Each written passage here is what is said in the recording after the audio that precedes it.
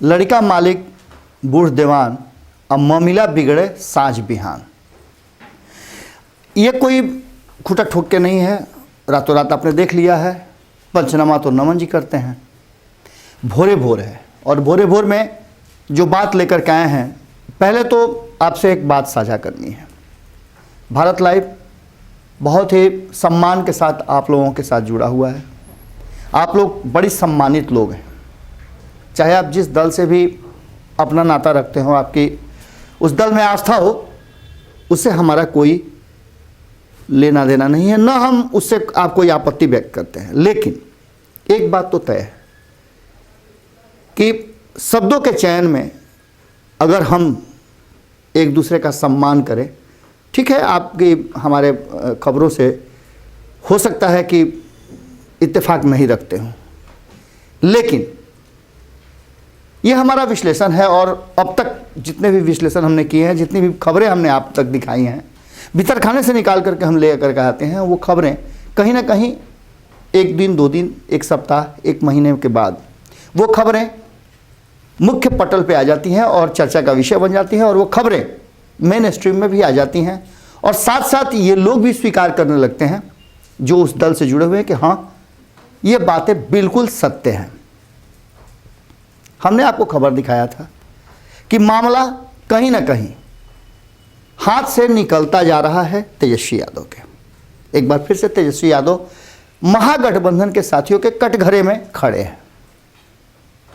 अब इस बात पर अगर आप तेजस्वी यादव के समर्थक हैं तो आपके लिए यह है कि कोई भी राजा या सेनापति या नेता जो आपके दल का है, अगर वो कान का कच्चा हो या फिर उसके इर्द गिर्द के लोग, उसके परिवार के लोग हों या उसके सहयोगी हों, सलाहकार हों, अगर इस डर से, उस सत्य से उसे दूर रखते हैं कि उसे बुरा लग जाएगा, तो उस सबसे बड़े दुश्मन उसके वही हैं। ये बातें तब भी कही गई थी जब रामायण की रचना हुई थी, और ये बातें तब भी लिखी गई थी जब रावण अपने अहंकार में था और लोग उससे डरते थे। सत्य कहने से भी लोग पीछे हट जाते थे। विभीषण ने सत्य कहा तो उसे अलग होना पड़ा, पर राज किसे मिला? विभीषण को मिला। अंततः रावण को अपना शरीर त्यागना पड़ा। उसके पीछे का कारण आप जानते हैं। अगर आप किसी के हितैषी हैं तो एक बात जरूर रखिएगा कि आप सत्य बोलने से परहेज मत कीजिएगा, और ये सत्य थोड़ा कड़वा जरूर होगा पर इसके असर बड़ी व्यापक होते हैं। आइए हम उस जगह आते हैं जिसकी चर्चा के लिए हम आज बैठे हैं। भोरे भोर में हम एक बात और कहने बैठे हैं जिसकी हम लगातार कई दिनों से समीक्षा कर रहे हैं।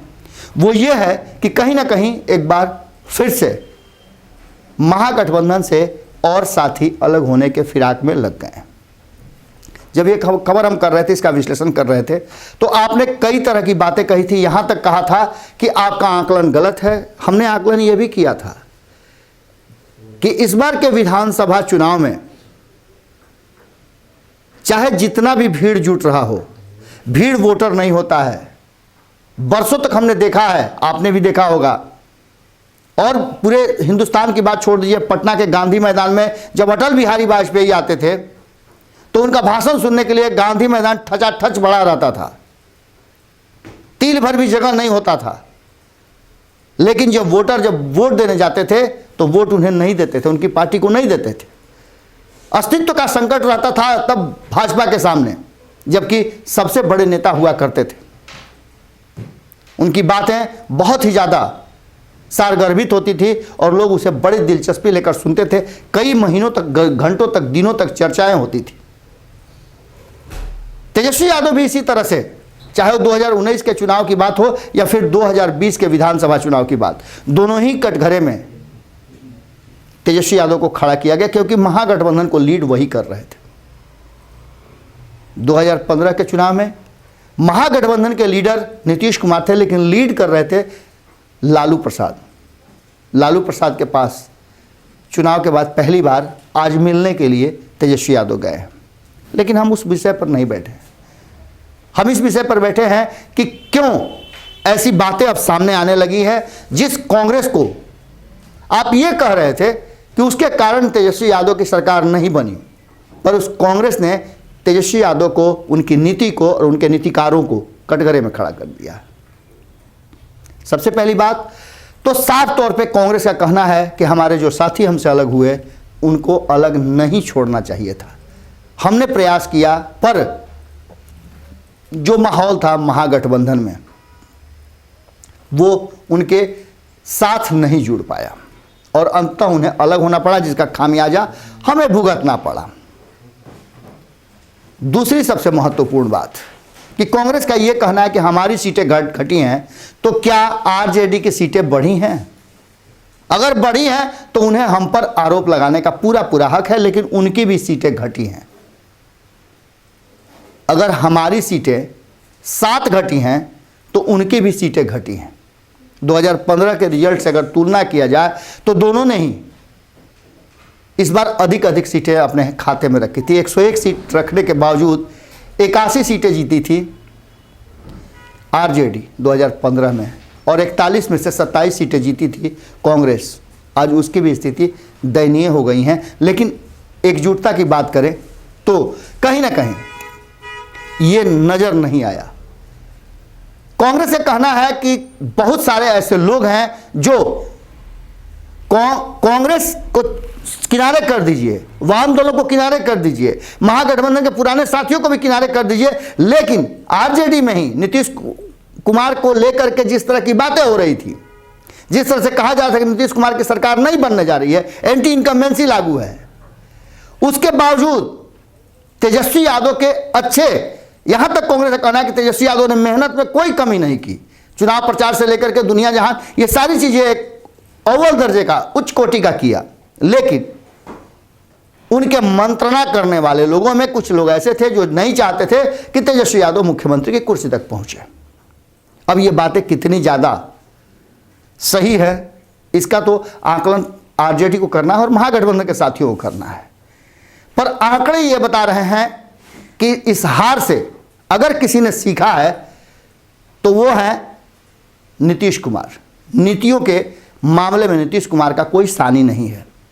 वक्त के हिसाब से वो नीतियां बनाते हैं, और आपने देखा होगा कि किस तरह से इस देश के लोगों को संदेश देना था, तो उन्होंने 2013 में नरेंद्र मोदी और अमित शाह की जोड़ी को कटघरे में खड़ा करके लोगों की संवेदना ले ली। भले उन्हें सीटें नहीं मिली, पर उनका जो मकसद था 2015 में वो उन्होंने पूरा कर लिया। भारतीय जनता पार्टी को यह बता दिया कि बिना नीतीश कुमार के उनका सत्ता बिहार में नहीं चल सकता है। आज उसकी और उसी का परिणाम है कि नीतीश कुमार कम सीटों के बावजूद भी बिहार के मुख्यमंत्री हैं और भारतीय जनता पार्टी मुख्यमंत्री बनाने के लिए मजबूर हुई है। 2015 में नीतीश कुमार ने 2014 की हार का बड़ा बदला लिया और पूरी तरह से नए नए आभूषण, नए नए आवरण, नए नए तैयारियां करने के बावजूद भारतीय जनता पार्टी के नेताओं को सत्ता सुख नहीं मिला था। 2015 में नीतीश कुमार ने उन्हें करारा झटका दिया था और नरेंद्र मोदी इस बात को मानने के लिए मजबूर हो गए थे। अमित शाह ने भी उनका लोहा मान लिया था, गेम चेंजर साबित हुए थे। लेकिन एक बार फिर से नीतीश कुमार को मजबूर होना पड़ा।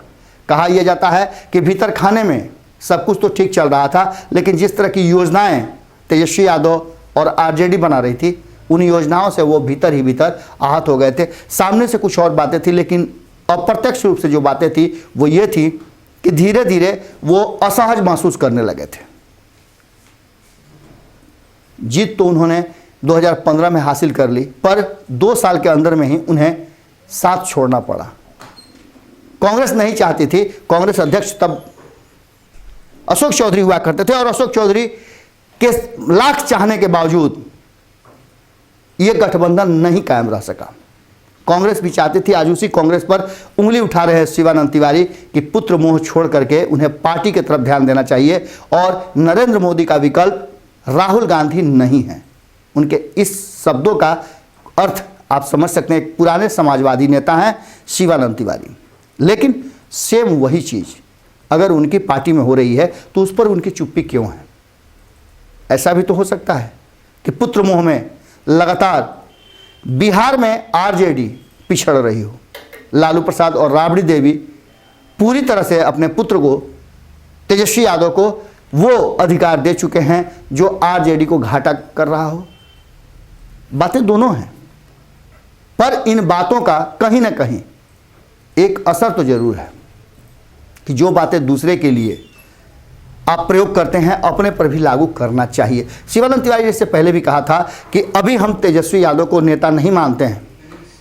ये बातें 1 साल पहले की हैं और 1 साल पहले तेजस्वी यादव ने ये बातें तब कही थी जब लोकसभा चुनाव के बाद हार सामना हुआ था और समीक्षा बैठक चल रही थी, कार्यकारिणी की बैठक चल रही थी। उसमें उन्होंने कहा था कि जब तेजस्वी यादव सड़क पर उतरेंगे, लाठी खाएंगे, जेल जाएंगे, तब उन्हें नेता बनने का पूरा अनुभव हो जाएगा। आज वही शिवानंद तिवारी उंगली खड़ा कर रहे हैं कांग्रेस पर। इस देश में एक अलग तरह की धारा चल निकली है और इस धारा को शायद नीतीश कुमार बेहतर ढंग से समझ रहे हैं।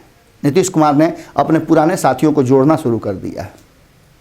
ये बातें हम बड़ी लंबे समय से कर रहे हैं और इसके परिणाम भी आपके सामने आ रहे हैं कि लगातार उनके पुराने साथी उनसे जुड़ते जा रहे हैं। अब तो आपने देखा होगा कि किस तरह से विधानसभा चुनाव जीतने वाले कई दल के नेता नीतीश कुमार और उनकी पार्टी के लोगों से मिल रहे हैं, मेल जोल बढ़ा रहे हैं और इसके कई आयाम हो सकते हैं। हमने पहले भी आपको बताया था। अब कांग्रेस की बारी है। कांग्रेस अभी हिम्मत नहीं जुटा पाई है, लेकिन कांग्रेस को इतना तो तय माना जा रहा है कि कहीं ना कहीं एक ऐसा कुनबा है जैसा भारतीय जनता पार्टी में पहले हुआ करता था, जो नीतीश कुमार के औरा से बाहर नहीं निकल पाता था, जिसको भारतीय जनता पार्टी ने पहचाना और सुशील मोदी खेमा को पूरी तरह से अलग कर दिया, पुराने नेताओं को ठंडे बस्ते में डाल दिया। अब उनको मार्गदर्शक मंडल में रख दिया गया है। जैसा कि केंद्र में भी आपको पता होगा कि जैसे ही अमित शाह और नरेंद्र मोदी की जोड़ी आई, पुराने और स्थापित नेताओं को मार्गदर्शक मंडल में रख करके उन्हें संटिंग पोस्ट में डाल दिया गया। अब कांग्रेस में भी इस तरह की कवायद शुरू होने जा रही है, क्योंकि कहा यह जाने लगा है कि पिछले लंबे समय से आरजेडी के पिछलग्गू बनी कांग्रेस पनपने में बड़ी मुश्किल पा रही है। 2015 में अशोक चौधरी ने बड़ी हिम्मत किया था और हिम्मत करके उन्होंने साफ तौर पे लालू प्रसाद और आरजेडी को स्पष्ट शब्दों में अपने कई नेताओं के विरोध के बावजूद ये कह दिया था कि अगर उन्हें सम्मानजनक सीटें नहीं मिलती है तो वो अकेले चुनाव लड़ेंगे। और इस बात पर कहीं ना कहीं नीतीश कुमार की मुहर लगी थी। तब जाकर के 101, 101 और 41 का फॉर्मूला तय हुआ था। आज जो वाम दल तेजस्वी यादव के लिए हमने जो शुरू में बातें कही है कि लइका मालिक अब बूढ़ जवान, इस बातों को आप अगर अपने कसौटी पे कसना शुरू करेंगे तो आपको पता चल जाएगा।